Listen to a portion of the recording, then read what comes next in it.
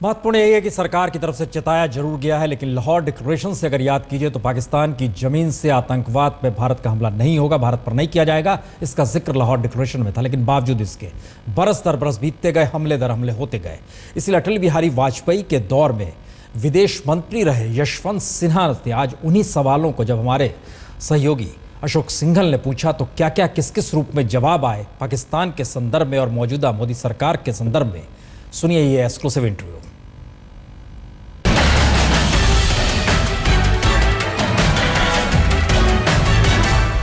नवाज शरीफ के जन्मदिन और उनकी नातिन के निकाह के मौके पर लाहौर पहुंचकर प्रधानमंत्री नरेंद्र मोदी ने सबको अचरज में डाल दिया। किसी ने सरप्राइज डिप्लोमेसी कहा तो किसी ने मोदी का मास्टर स्ट्रोक कहा, लेकिन बदले में पाकिस्तानी आतंकियों ने पठानकोट का हमला दिया। इन्हीं तमाम मुद्दों पर बात करने के लिए हमारे साथ मौजूद हैं वाजपेयी सरकार में विदेश मंत्री रहे यशवंत सिन्हा जी। यशवंत जी, आज तक में आपका स्वागत है। धन्यवाद। यशवंत जी, एक तरफ तो पाकिस्तान के साथ दोस्ती की बात की जाती है, खुद नरेंद्र मोदी वहाँ पे पहुँचे लाहौर में, लेकिन दूसरी एवज पठानकोट पे हमला किया जाता है। किस ढंग से देखते हैं इसको? देखिए, भारत और पाकिस्तान के जो 70 साल के रिश्ते रहे हैं, उसका अगर किसी ने भी कोई अध्ययन किया है तो एक बात बिल्कुल साफ झलक कर आती है सामने, और वो ये है कि ये इन दोनों देशों का रिश्ता बहुत ही खतरनाक मोड़ पर बराबर आता है, हर दिन हर घंटे, और कभी भी कोई एक्सीडेंट हो सकता है। तो इसलिए आप कहते हैं कि लाहौर गए तो उसके बाद पठानकोट हुआ, वाजपेयी जी जब लाहौर गए थे तो कारगिल हुआ, उन्होंने जब मुशर्रफ को आगरे बुलाया तो उसके बाद पार्लियामेंट के ऊपर अटैक हुआ। तो इस तरह की घटनाएं घटती रही हैं, और इसीलिए पाकिस्तान से डील करते वक्त हमको इस इतिहास को याद रखना बहुत ज़रूरी है। शायद मैं अकेला हूँ जो ये बराबर से कहता रहा है कि पाकिस्तान से बातचीत का कोई नतीजा कभी भी निकलने वाला नहीं है, इसलिए पाकिस्तान से बातचीत नहीं करनी चाहिए। अब ये दो पार्ट हैं, बीच में खाई है। जो भी सरकार होगी उसको चुनना होगा कि हम इस रास्ते जाएंगे या दूसरे रास्ते जाएंगे। अगर हम इस रास्ते जाते हैं, बातचीत के रास्ते, तो इस तरह के एक्सीडेंट, इस तरह के आक्रमण, इस तरह की त्रासदी होती रहेगी, और आपको दिल मजबूत करके खाना पड़ेगा कि कुछ भी हो हम पाकिस्तान के साथ बातचीत करते रहेंगे। तो स्पेसिफिक इनपुट होने के बावजूद भी एयरबेस में आतंकी घुस गए, नुकसान हुआ, हमारे जवान मारे गए, तो आपको लगता है कहीं मोदी सरकार इसमें चूक है बहुत बड़ी? बहुत ही तकलीफ की बात है कि हमारे लोग मारे जा रहे हैं, नहीं मारे जाने चाहिए। और ख़ास करके पठानकोट के मामले में जब एक दिन पहले जिस एसपी की गाड़ी पकड़ी उन लोगों ने, उसने कहा कि आतंकवादी घुस आए हैं, उसके बाद भी इस तरह का प्रिकॉशन नहीं लिया गया, इंतजाम नहीं किया गया, ये मुझे लगता है कभी ना कभी इंक्वायरी का विषय है। तो किसका फेलियर है? केंद्र सरकार का फेलियर है? किसका फेलियर है? अगर इतनी सब जानकारी होने के बावजूद भी तुरंत कार्रवाई नहीं की गई और एयर बेस तक लोग पहुंच गए आतंकी। नहीं, यही मैं कह रहा हूँ ना आपसे कि इसकी जब जांच होगी तो सारे तथ्य सामने आएंगे। जबकि मोदी बड़े सख्त एडमिनिस्ट्रेटर माने जाते थे, कहा जाता था कि बंदूक गोलियों की आवाज़ के बीच में आवाज़ें सुनाई नहीं देती। सुषमा स्वराज ने कहा एक सर काटेंगे तो 10 सर लेके आएंगे। तो उसके अगर इंतजाम नहीं कर पा रहे हैं तो आपको लगता है कि मोदी सरकार की नाकामी बहुत बड़ी नाकामी है? नहीं, मोदी सरकार तो बातचीत कर रही है ना। उन्होंने ज़रूर ये कहा था कि गोली की आवाज़ में बोली की आवाज़ दब जाएगी, लेकिन अब वो कोशिश ये कर रहे हैं कि गोली चले लेकिन बोली की आवाज़ उसके ऊपर हो। होगा कि नहीं होगा भगवान जाने, लेकिन इसको कहने में मुझे लगता है कि तनिक भी मुझे संकोच नहीं होगा कि नीति में परिवर्तन हुआ है, पॉलिसी बदली है। किस कारण बदली है मैं उसको नहीं जानता हूँ, लेकिन पॉलिसी बदली है। जो बातें हम कहते रहे, और आपको याद होगा कि वाजपेयी सरकार में मैं केवल विदेश मंत्री रहा, यही मेरा अनुभव नहीं है।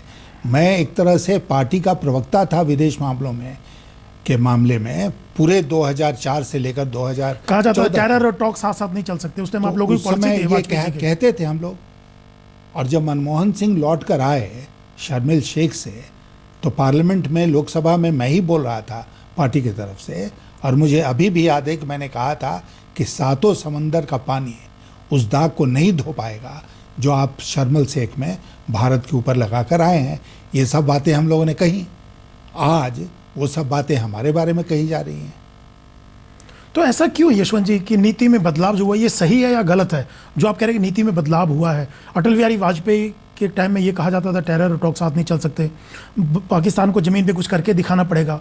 तो आपको जो नीति की बात करें कि बदलाव हुआ है, क्या ये सही है बदलाव, ये गलत है? देखिए, अटल जी के टाइम में भी नीति में उतार चढ़ाव हुआ था, तभी ना हम बात करते हैं कि लाहौर का उत्तर उन्होंने कारगिल से दिया और पार्लियामेंट अटैक से दिया आगरे का जवाब। लेकिन अंत तक, उस रेजीम के अंत आते आते तक अटल जी भी इस निष्कर्ष पर पहुंच चुके थे कि बातचीत उसी हालत में होगी जबकि आतंकवाद समाप्त होगा। और इस्लामाबाद में जनवरी 2004 में हम लोगों ने यही हासिल किया। वो लिखित है कि पाकिस्तान अपनी भूमि का, या जो भूमि उसके नियंत्रण में है, उसका इस्तेमाल भारत में आतंक के लिए नहीं होने देगा। उस समय पाकिस्तान ने नहीं कहा नॉन स्टेट एक्टर्स के ऊपर हमारा कोई कंट्रोल नहीं है। मुशर्रफ कह सकते थे ना कि भाई इतना नहीं हम कहेंगे कि नॉन स्टेट एक्टर्स को छोड़कर, उसमें तो ऐसा नहीं लिखा हुआ है। लेकिन पाकिस्तान हर लिखित समझौते से भी निकलने की कोशिश करता है, और 2004 के समझौते से वो इस तरह निकल गया कि उसने कहा कि भाई ये तो नॉन स्टेट एक्टर्स हैं, हम क्या करें।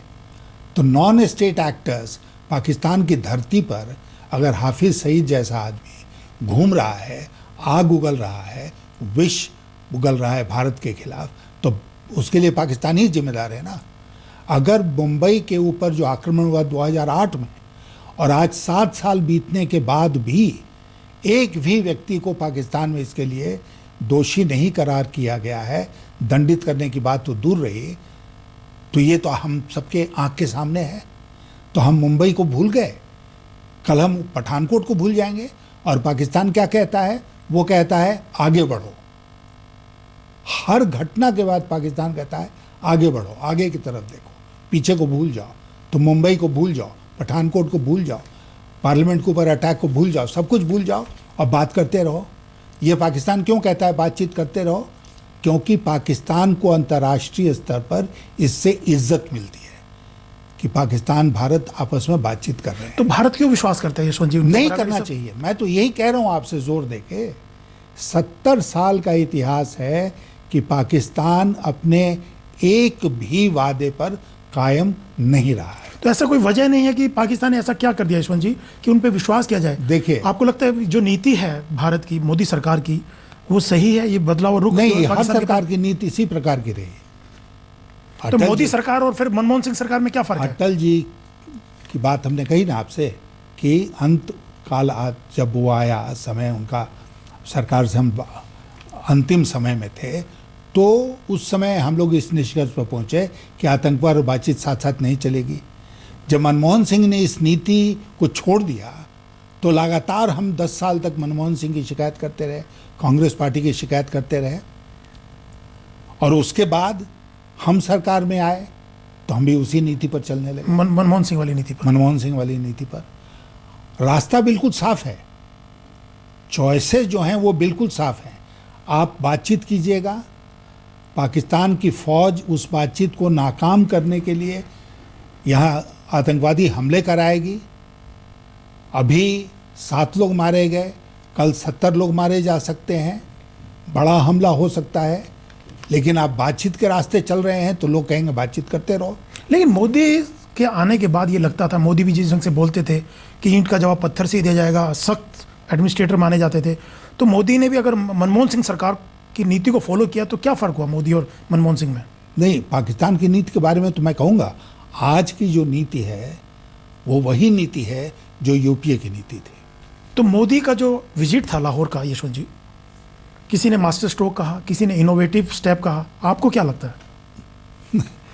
मुझे लगता है कि धरातल पर कुछ नहीं बदला था। जब मोदी जी लाहौर गए उसके पहले धरातल पर कोई परिवर्तन नहीं हुआ था। अब मोदी जी के पास या सरकार के पास कोई ऐसी सूचना थी जो एक हमारे जैसे साधारण नागरिक के पास नहीं थी तो वो दूसरी बात है। अगर ऐसी सूचना थी तो देश की जनता के साथ सरकार को शेयर करना चाहिए कि भाई हमारे पास ये सूचना थी, इस सूचना के आधार पर हम आगे बढ़े और लाहौर गए। लेकिन अभी तक 10 दिन से ज़्यादा बीत गया, इस तरह की बात तो नहीं कहीं आई है। तो जाहिर है किस नतीजे पर पहुंचेंगे हम कि कुछ भी नहीं बदला लेकिन नीति बदल गई। तो मास्टर स्ट्रोक और इनोवेटिव स्टेप कह सकते हैं इसको। देखिए, एक तो ये है ना कि हमारे यहाँ एक हमारी आदत है, आपकी भी है, हमारी भी है, कि हम एक कदम उठाएंगे ना, एक लक्ष्य की ओर एक कदम उठाएंगे तो जोर से हल्ला होगा कि हम लक्ष्य तक पहुंच गए। तो हर कदम जो है वो मास्टर स्ट्रोक होगा और इनोवेटिव डिप्लोमेसी होगी। मैं आपको एक उदाहरण देता हूँ। अभी सितंबर की बात है, मोदी जी अमेरिका गए थे यूनाइटेड नेशन जनरल असेंबली की मीटिंग के लिए। वहाँ पर उन्होंने G4 की बैठक की। G4 मतलब भारत और 3 और देश।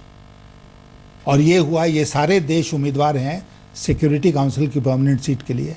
आप जाकर चेक, अपने रिकॉर्ड को भी चेक कीजिए, आप पाइएगा उस समय जोर से हल्ला हुआ इस मुल्क में कि बस कल भारत अस्थायी सदस्य बनने वाला है सिक्योरिटी काउंसिल का।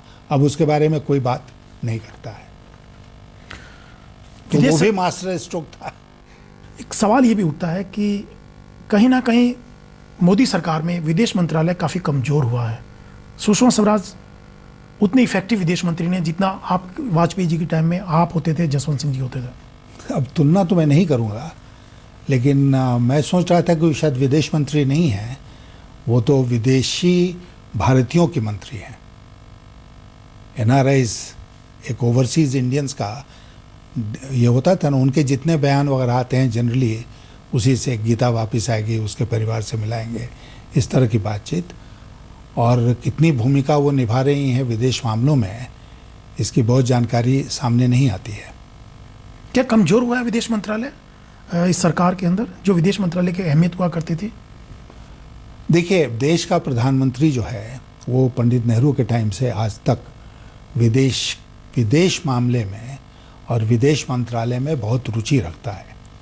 लेकिन एक कोऑर्डिनेशन, एक समन्वय बनता है जिसमें प्रधानमंत्री भी अपनी भूमिका में रहें और विदेश मंत्री भी अपनी भूमिका में रहें। और ये समन्वय अगर बना के चला जाता है तो दोनों की भूमिका महत्वपूर्ण होती है। अगर समन्वय कहीं ना कहीं एक ढीला पड़ता है तो फिर महत्व घटता है विदेश मंत्रालय का। तो घटा है आपको लगता है सरकार में? नहीं, अब मैं क्या, आप जानते हैं क्या स्थिति है। नवाज शरीफ पर विश्वास किया जाना चाहिए आपको लगता है? नवाज शरीफ लाहौर के टाइम में, वाजपेयी के टाइम में भी थे जब कारगिल हुआ। अब मोदी जी उनके साथ जा रहे हैं, उनके घर पे, उनकी नातिन की निकाह पे, उनके जन्मदिन पे अचानक ऐसे विजिट करते हैं, आ रहे हैं अफगानिस्तान से चले गए लाहौर। तो ये किस ढंग से देखते हैं तमाम चीज़ों पे? क्या विश्वास करने लायक है नवाज शरीफ? नवाज शरीफ का सवाल नहीं है, पाकिस्तान की सिविलियन सरकार का सवाल है और सरकारों का सवाल है। हम सब जानते हैं कि पाकिस्तान में जहाँ तक भारत का सवाल है, वो पॉलिसी इस्लामाबाद में तय नहीं होती है, वो पॉलिसी रावलपिंडी के जनरल आर्मी हेडक्वार्टर्स में तय होती है। जो पाकिस्तान की फ़ौज चाहेगी, सरकार, पाकिस्तान की सरकार को उसी नीति पर चलना पड़ेगा। अब नवाज शरीफ प्रधानमंत्री थे, अटल जी को उन्होंने रिसीव किया, जब अटल जी बस से लाहौर गए, उसके बाद कारगिल हो गया। उनका कहना है मुझे तो कुछ पता नहीं था, कारगिल हो गया। अभी उनको पता है कि नहीं पता है, पठानकोट हो गया। धन्यवाद यशवंत जी, से बात करने के लिए बहुत बहुत। बड़ी खबर इस वक्त आ रही है। Delhi police commissioner BS Bassi ने एक बड़ा बयान दिया है। अपनी सालाना प्रेस कॉन्फ्रेंस में बस्सी ने कहा है कि अब से कुछ देर पहले अगर कानून में बलात्कार